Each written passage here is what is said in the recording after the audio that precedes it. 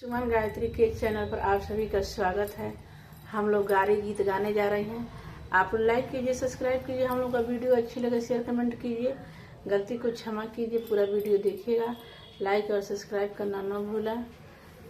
आप लोग भी हम लोग पर थोड़ा सा दया करिए, सब्सक्राइब लाइक करिए।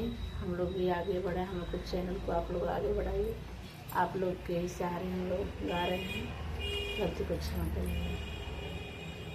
मोटे मोटे गेहुआ के रोटिया बनवलो, मोटे मोटे गेहुआ के रोटिया बनवलो, खाड़ी मसूरिया के दाल जी बाबा, खाड़ी मसूरिया के दाल जी बाबा।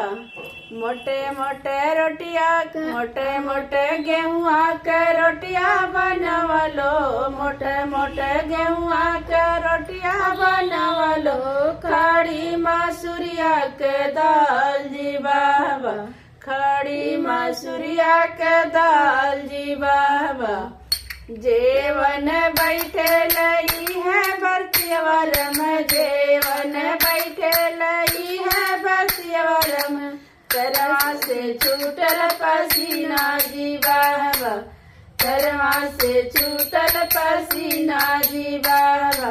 मोटे मोटे गेहुआ के रोटिया बनवलो, मोटे मोटे गेहुआ के रोटिया बनवलो, खाड़ी मसूरिया के दाल जी बाबा, खाड़ी मसूरिया के दाल जी बाबा।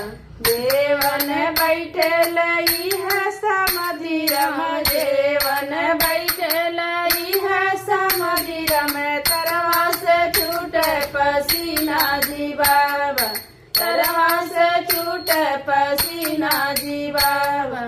मोटे मोटे गेहुआ के रोटिया बनवलो, मोटे मोटे गेहुआ के रोटिया बनवलो, खाड़ी मसूरिया के दाल जी बाबा, खाड़ी मसूरिया के दाल जी बाबा। देवन बैठे लई है भसुरम, देवन बैठे लई है भसुर, तरवा से छूटल पसीना जी बाबा, तरवा से छूटल पसीना जी बाबा। बहिना जो रहती बेना डोलयती, बहिना जो रहती बेना डोलवती, तरवा से छूटल पसीना जी बाबा, तरवा से छूटल पसीना जी बाबा।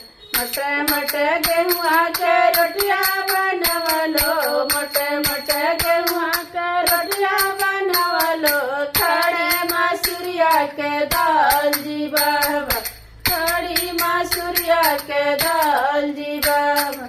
देवन बैठे लई है दुल्हरम, देवन बैठे है दुल्हरम, तरवा से छूटल पसीना जी बाबा, तरवा से छूटल पसीना जी बाबा। बहिना जो रहती बेना डोलवती, बहिना जो रहती बेना डोलवती, तरवा से छूटल पसीना जी बाबा, तरवा से छूटल पसीना जी बाबा। मोटे मोटे गेहुआ के रोटिया बनवलो, मोटे मोटे गेहुआ के रोटिया बनवलो, खाड़े मसूरिया के दाल जी बाबा, खाड़े मसूरिया के दाल जी बाबा। जेवन बैठे लई है अगुअरम, जेवन बैठे लई है अगुअरम, तरवा से छूटल पसीना जी बाबा, तरवा से छूटल पसीना जी बाबा। बहिना जो रहती बेना डोलवती, बहिना जो रहती बेना डोलवती, तरवा से छूटल पसीना जी बाबा, तरवा से छूटल पसीना जी बाबा। मोटे मोटे गेहुआ के रोटिया बनवलो, मोटे मोटे गेहुआ के रोटिया बनवलो, खाड़े मसूरिया के दाल जी बाबा, खाड़े मसूरिया के दाल जी बाबा। देवन बैठे लई है लड़का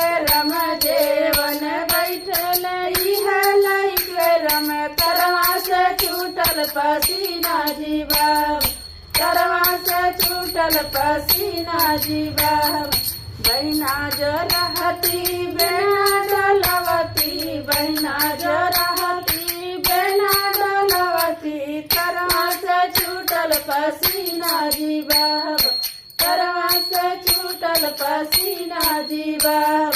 मोटे मोटे गेहुआ के रोटिया बनावलो, मोटे मोटे गेहुआ के रोटिया बनावलो, काड़ी मसूरिया के दाल जी बाबा, काड़ी मसूरिया के दाल जी बाबा।